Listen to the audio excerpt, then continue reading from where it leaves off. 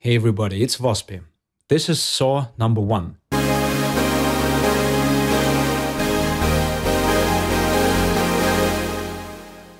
And this is a saw number 2.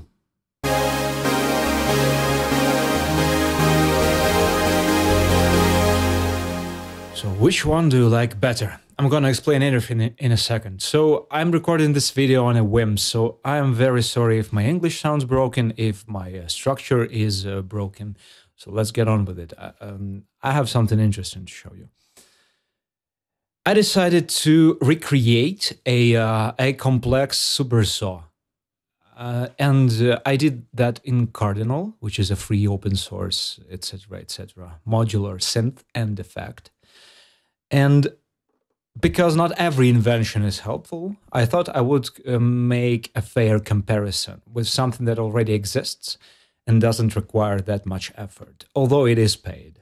So we are shooting out Cardinal against Dune 3, and I'm not telling you yet which one is which. So I'm asking you 2 questions. Which one sounds to you more analogish? And the second one is, but which one do you like more, right? We are not listening to that in the context of your track or of the whole arrangement or with this filter for that matter, because that also, I think, would depend on the length of the note, etc. But I try to level match them as close as I can. And I'm trying not to give you any clues like CPU usage yet whatsoever. So you just listen closely to saw 1 and saw 2. I'll give you some details though. One of those, the one that has modulations built in by me, has pitch fluctuations for every voice, every note of the supersaw. And another one is supposed to have that. Maybe it has it to a different degree, maybe with a different speed, because I have control over that in Cardinal, and I don't have control over that in Dune 3. So it still shows the similar characteristic, but it's definitely not the same. So let me show you again. So we'll do chords, we'll do single notes, and then I'll explain the patch, right? This is a thick and mid-range chord. Another. Okay, let's play a part with a lower octave below the chord.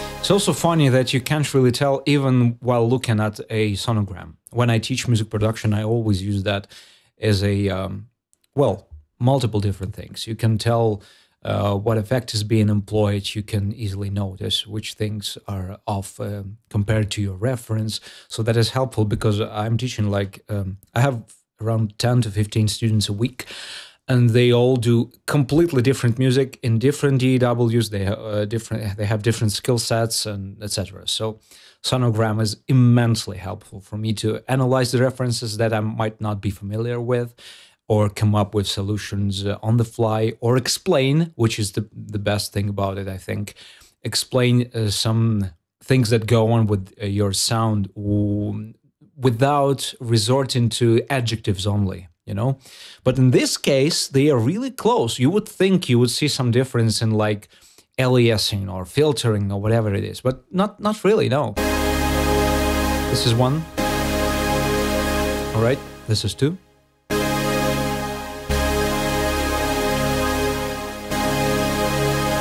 So the closest difference I can see personally off the top of my head is that the beatings in the lower harmonics are different. But I'm not telling you which one is which, right? So let's go simple, let's go larger chords, higher range. This is 1 and this is 2.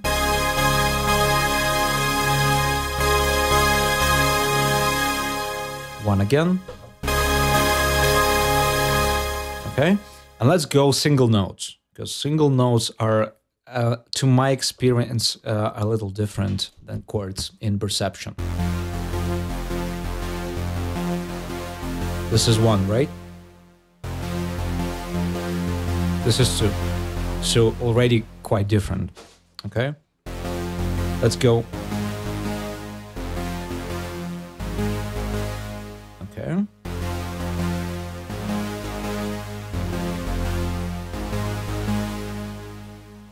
You might already have an idea what is the right answer.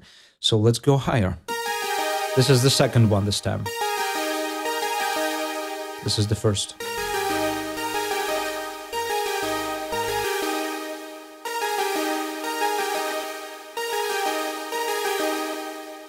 So, did you make up your mind? This is the first one.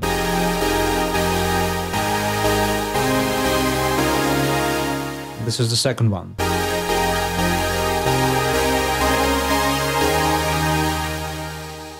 So, which one do you like better and which one sounds more analogish to you?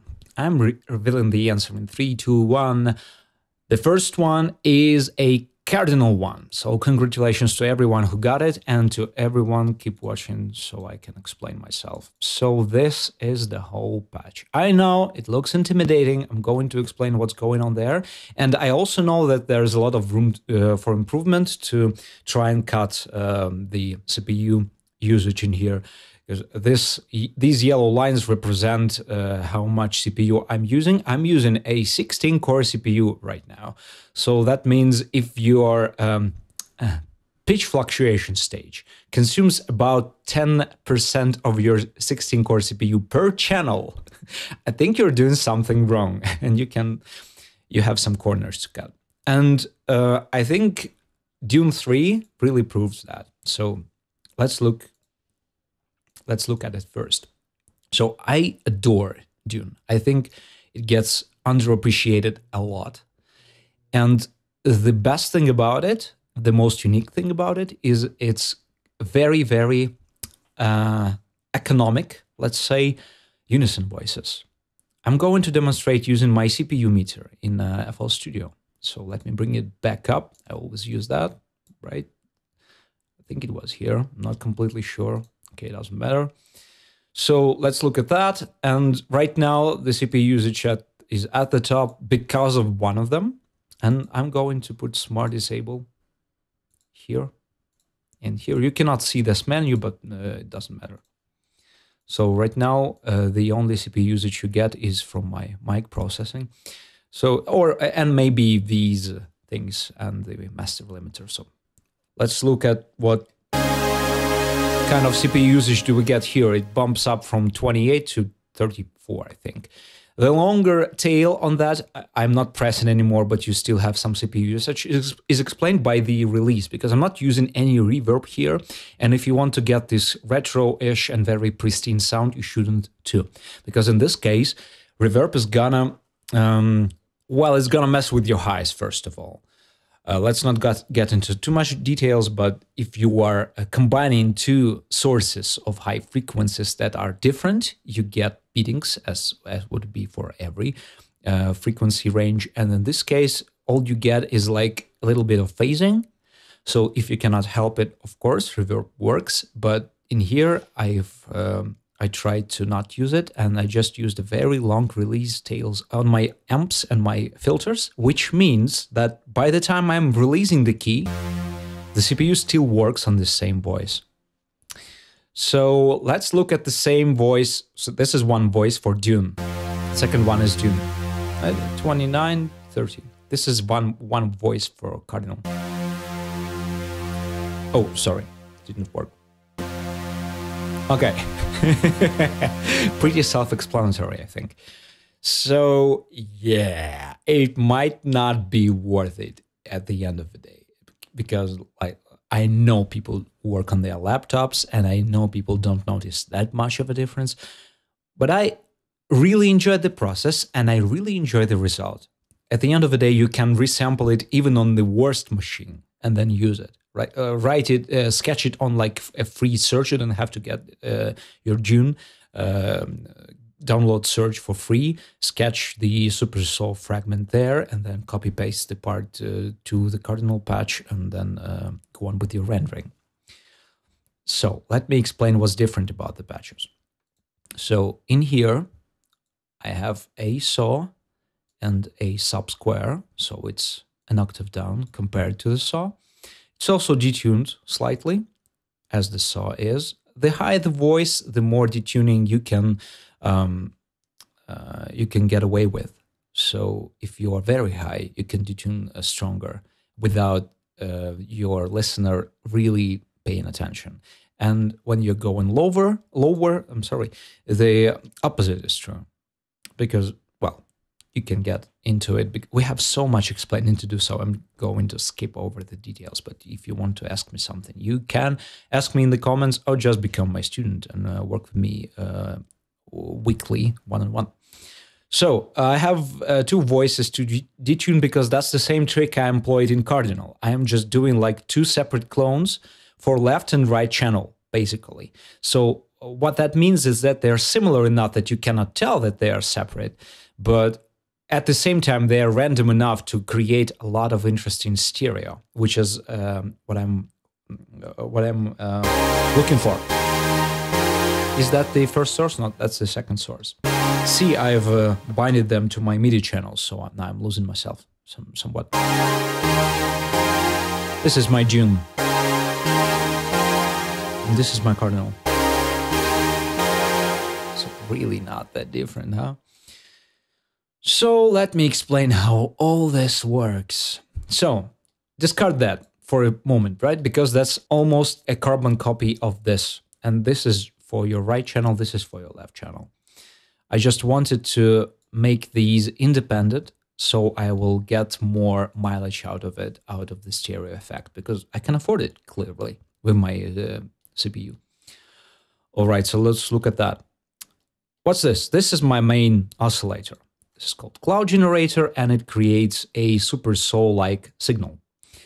Right now, it's going out. This is how can you can tell this is going out to this node, which means that I am controlling the volume of them. They are always going out, always going out. You can see right here, always, but I am just gating them, right?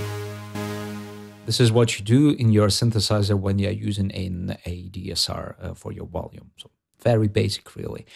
If you're interested, you can watch a lot. There's a lot of materials on VCV Rack, which Cardinal is based on, or Cardinal. I'm very interested in Cardinal because that allows me and my students, both on Mac and Windows, in every DAW, it allows them to use the modular solutions without paying, and cross-platform, which is, yeah, with VCV Rack, you have to pay, and it's a noticeable price. So if there's like one effect to be had for a student, I would prefer using Cardinal, really.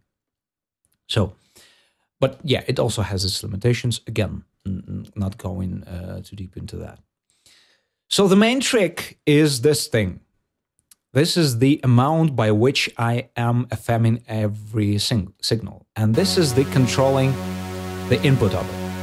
This is what I am modulating it with. And these two are generated with these modules. So this is a red one, another one is yellow for the left channel, for the right channel, again, doesn't matter. These are two independent modulation sources. They shift your pitch somewhat, a little bit. And you can control by how much. You can control how fast it is. That's the, once again, an upside of modular. If you don't want to control it, just get a plugin. But if you do, if you really want to invent something and get into the weeds, that's the place. That's the place for you to be. And I clearly love that stuff, right? I wasn't impressed by a modular previously because I thought it's like only weirder sounds and uncontrollable pitches, etc. But once I got my synthesis strong enough to understand a lot of concepts, then combining them became very interesting. And I'm trying to build something that is actually useful to me or my students, my clients. In this case, these filters, they are trying to make this signal more controllable. So when I'm applying a low-pass filter in here, what I'm doing is I'm not allowing the faster fluctuations to come in.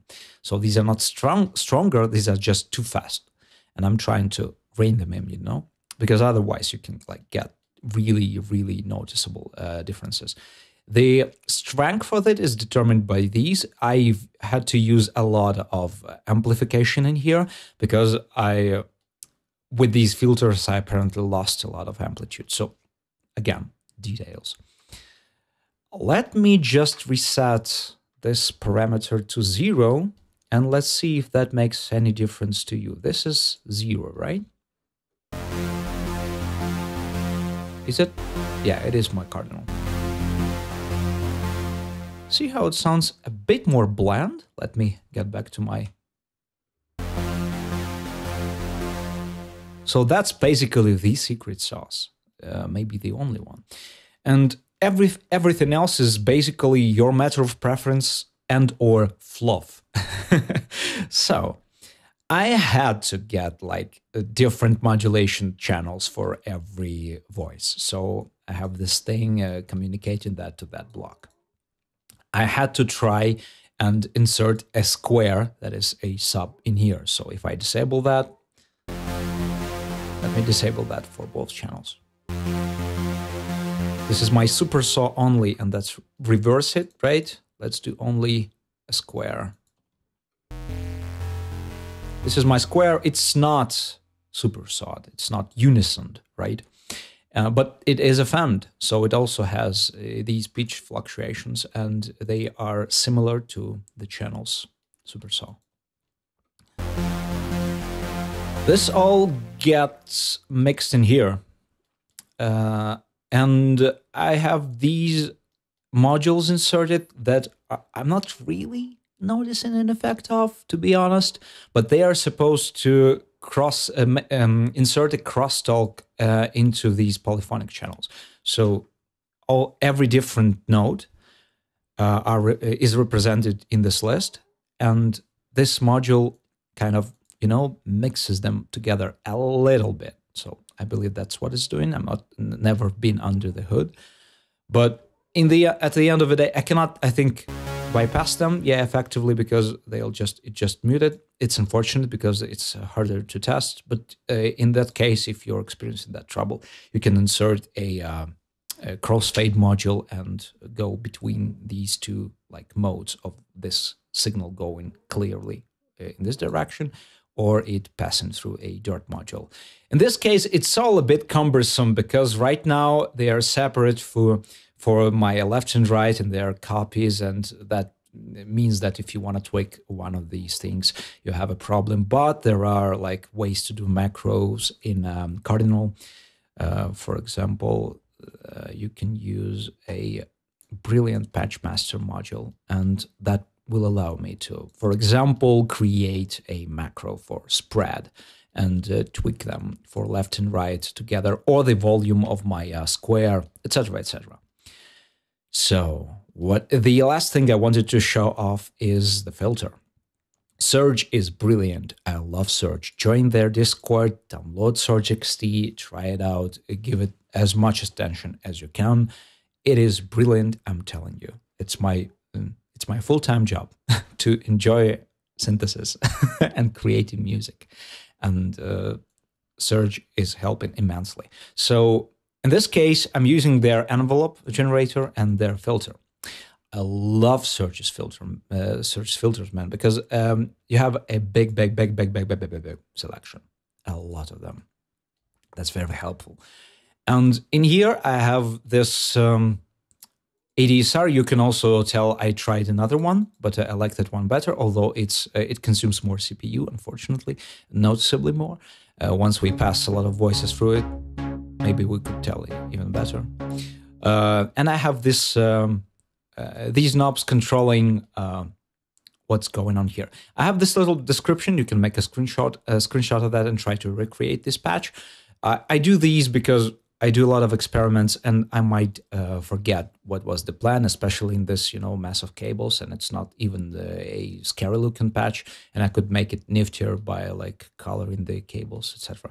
But just to not forget, I made this note that this is like my UNV control, right? You can do that in here, but that's not, I think, as comfortable. I like this approach more. So this is my baseline, and this is my amount.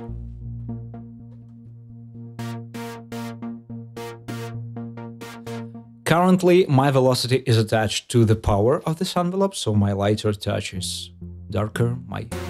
When I push stronger, it's open. And also to my decay. This is the combination I really like and use a lot.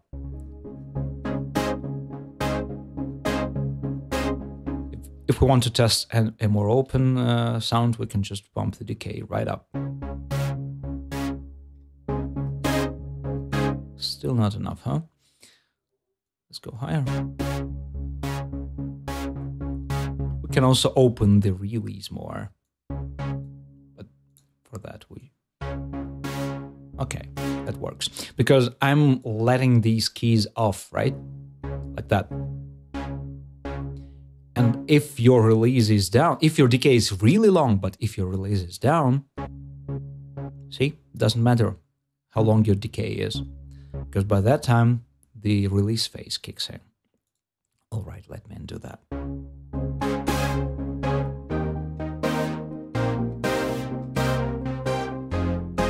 Let's make something nicer. It's a bit rougher on the edges. See, man, when you're speaking, when you're not a native speaker, your jaw kind of gets tired once you speak a lot of different language. Like, I'm not used to making these sounds literally, although I'm practicing quite a lot. So, excuse me, sound lovers. I love sound as well. So I despise how I sound in English, really. Let's make something darker, like this, all right?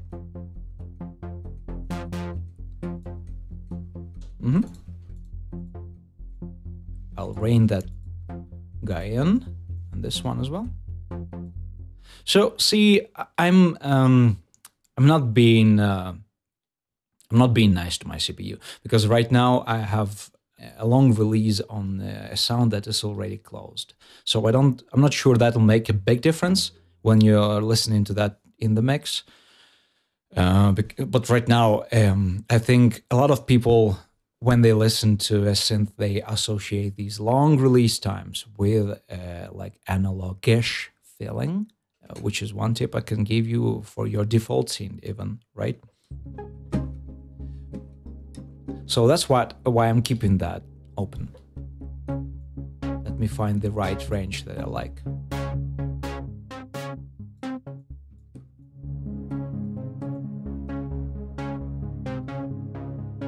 Man, I love that.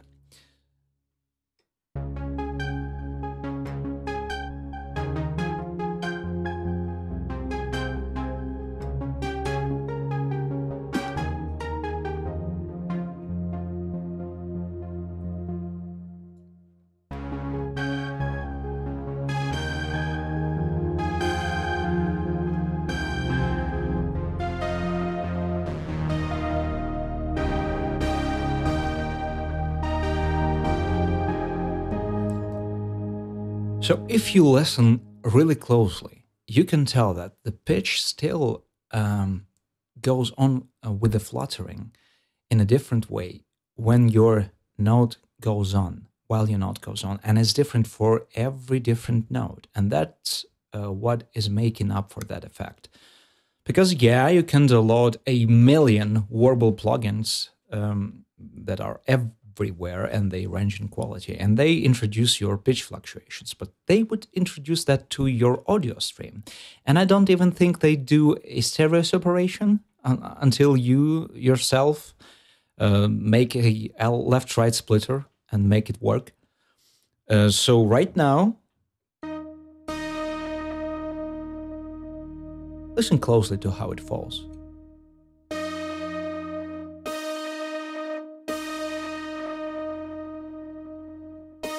I have something wrong with my square, clearly. Maybe it's... yeah. See, that's the quality I was after. because I was listening to demos of like hardware synths that are polyphonic and supposedly retro, etc. Not naming any names, and I really like that quality. But I'm not that kind of a guy who believes that like hardware is unreplicable. At the end of the day, it's just an audio stream.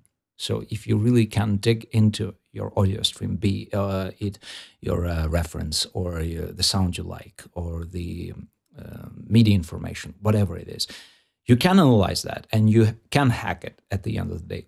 This is what I believe. Yeah, talent and composition is a different thing, and that's a different skill set. But and also there's something to be said about this solution being very cumbersome and long to build and expensive in terms of CPU. So maybe not as practical sometimes, especially not for like a live musician, right? Who enjoys turning his gear on and just going on with their day. But there's also something to be said about enthusiasts who like to work in very restrained conditions in terms of your budget, in terms of your portability, again. So on your powerful laptop, you can really recreate that sound, and you can cut a lot of corners here because these oscillators are not cheap, man. This is a lot. You can cut on your supersaw voices. You can do one modulation for both channels, really, and create some kind of phase rotation to make a stereo impression. You can go for a cheaper sounding filter.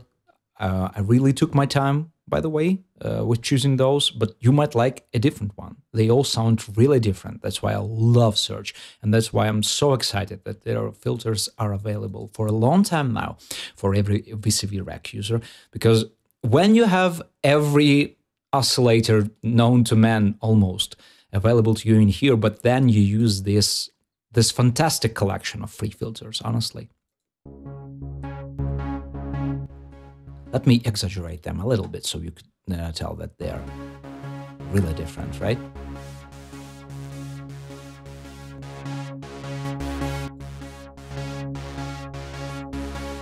Try to ignore the jumps in volume.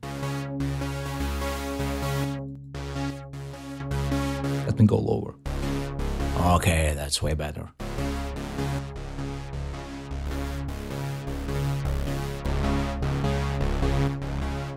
Like every person who spends a lot of time with subtractive sounds designing them will tell you upfront that filters can make or break your secret sauce. Let me make it more close so we can all hear the faster movement.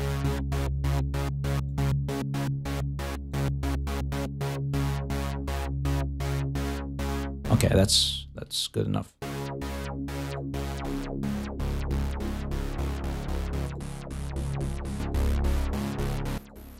I'm flicking through the types, but they all also have subtypes, and they really sound different. I enjoy K35. Ooh, yay! I enjoy diode ladder. You know why I enjoy diode ladder. Etc., etc., etc., etc. So it's not that I'm calling for you to go balls deep into that stuff, and I'm not saying that's necessary. On the contrary, right? At the beginning, I was trying to make a case that maybe if you decide that it's not necessary, then it's not necessary. And also, we all know that our listeners most of the time cannot tell, and that's not to say that they are not educated enough. It just doesn't matter in the grand scheme of things sometimes. It's all about the impression, your composition, your game plan, your emotional game plan, much more than your sound design game plan. But I just cannot help but love that stuff. And that's why I've decided to record this video, just the stream of consciousness. I hope you enjoyed it. And say hello in the comments if you made it through. I'm not trying to build like engagement, thumbs up, etc. because I don't have a content plan. I just really love when this lands on the right ears. All right? Have a good day. See you sometimes in the future.